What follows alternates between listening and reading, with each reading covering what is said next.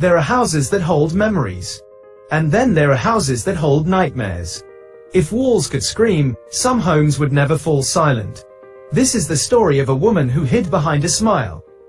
A mother who wore kindness like a mask. And a house that swallowed every soul that entered it. Welcome to Propedia Media.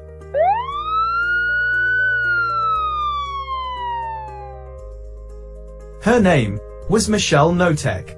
But most people knew her as Shelly. Every monster begins somewhere. For Shelly, it began with rejection. Her father abandoned the family. Her mother wanted nothing to do with her. And the world simply looked away. Neglect isn't always visible. Sometimes it's a silent wind, soft but deadly. Shelly learned early, if she couldn't get love, she'd take power instead. She would learn to control, manipulate, dominate, not out of necessity, but out of hunger. By adulthood, Shelly was charming, warm, even motherly, the kind of woman who baked cookies for neighbors, and hid cruelty behind the smell of fresh apple pie. David Knotek believed he had found a kind woman with a troubled past. What he didn't know was that he had just married a storm. Control began small, a raised voice, a door slammed, a plate thrown so close to David's face he could feel the breeze. But abuse grows. Always. In the Knotek household, silence was safety. Breathing wrong was danger. And Shelly's fury was unpredictable. She forced her own daughters to stand naked in the cold. Sprayed them with hoses. Locked them outside for hours. Deprived them of food. Humiliated them until they broke. But the world outside saw none of it. Shelly was friendly, helpful, a woman who loved too much. Her known first victim was a struggling hairdresser named Kathy Loreno, 36. Loreno worked as a hairdresser in South Bend, Washington, where she first crossed paths with Shelly Knotek. The two quickly developed a friendship. In 1991, after a dispute with her family, Loreno left her home and went to live with Michelle and David Knotek. Shelly greets her with tears and a hug. Kathy believed she was stepping into a sanctuary. Instead, she walked into a nightmare. What happened next became some of the most disturbing abuse ever recorded in Washington state. Kathy is starved, stripped, beaten, forced to sleep in the basement, forced to perform chores until collapse, humiliated daily, psychologically destroyed piece by piece. Shelly didn't abuse impulsively. She abused methodically, strategically, like a puppeteer tightening strings. Kathy's body weakened. Her voice faded. Her spirit disappeared. One winter morning, Kathy stopped breathing. Shelly panics. David stands frozen in fear. Instead of calling for help, they burned Kathy's body in the backyard wood stove. Her ashes dumped into the ocean. Kathy Loreno simply vanished. No missing person report. No investigation. Just gone. By 1994, Loreno's family reported her missing. When questioned, Shelly and David told investigators that Loreno had supposedly left with a truck driver and relocated to California. Shelly continued to insist that she stayed in touch with Loreno, but a private investigator hired by Loreno's brother concluded that Shelly had likely killed her.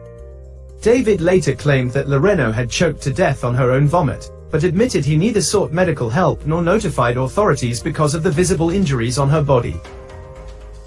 If you're tuning in for the first time and want to explore more unbelievable real-life stories like this, make sure to subscribe to Propedia Media. These narratives are true, and they expose some of the darkest sides of human behavior. Shane Watson, 19 years of age, Shelly's teenage nephew, arrives with a small backpack and a hopeful smile. Shane moved in with the Knoteks around 1988.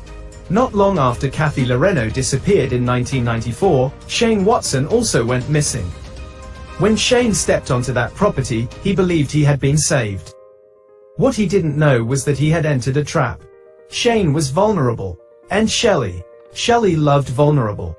Shelly forces Shane to do chores until his hands bleed.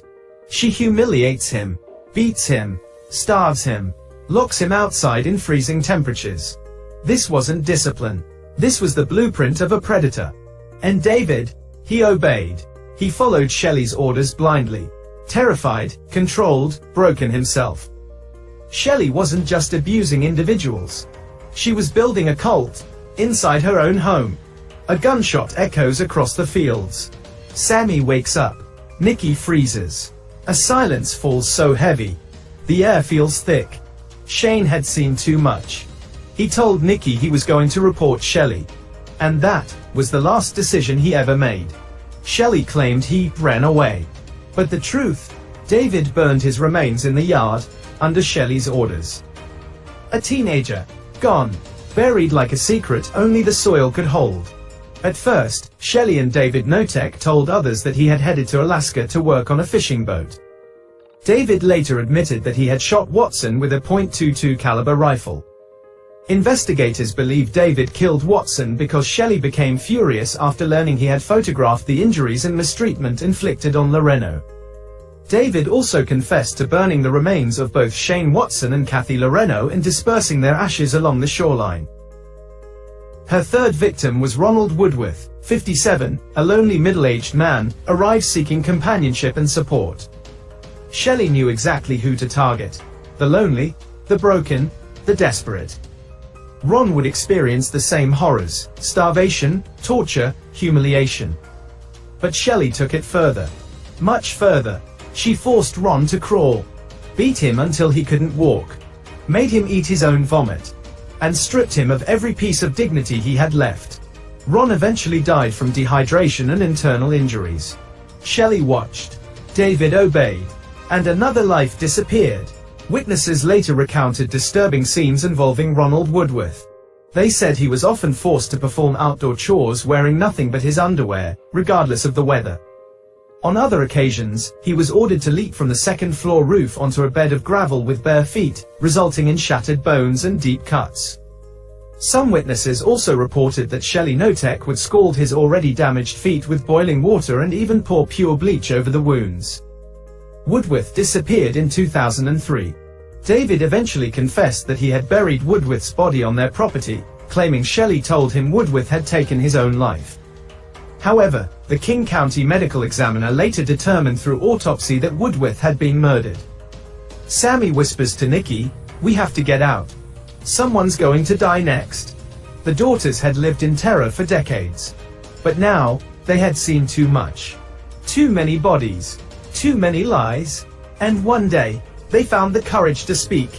They contacted the police. Everything unraveled.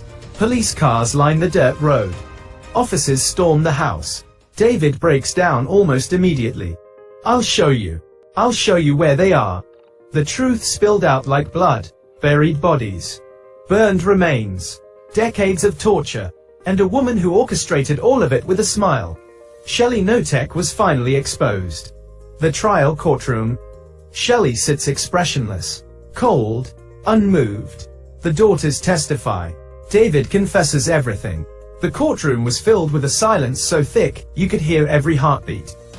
The stories were horrifying, unbelievable, and yet, tragically true.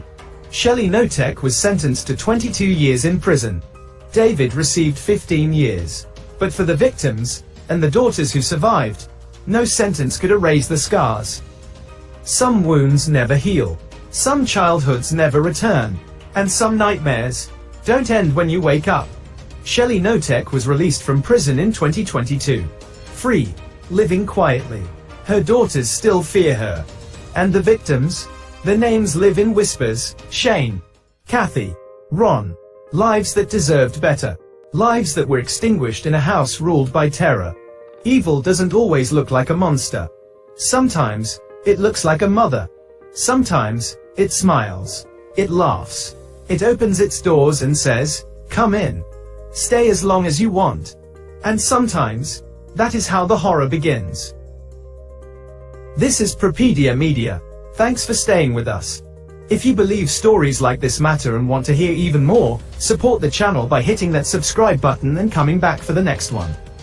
Subscribe now to Propedia Media, where we uncover the hidden truths of crime, justice, and the final words of those who meet their fate. Thanks for watching.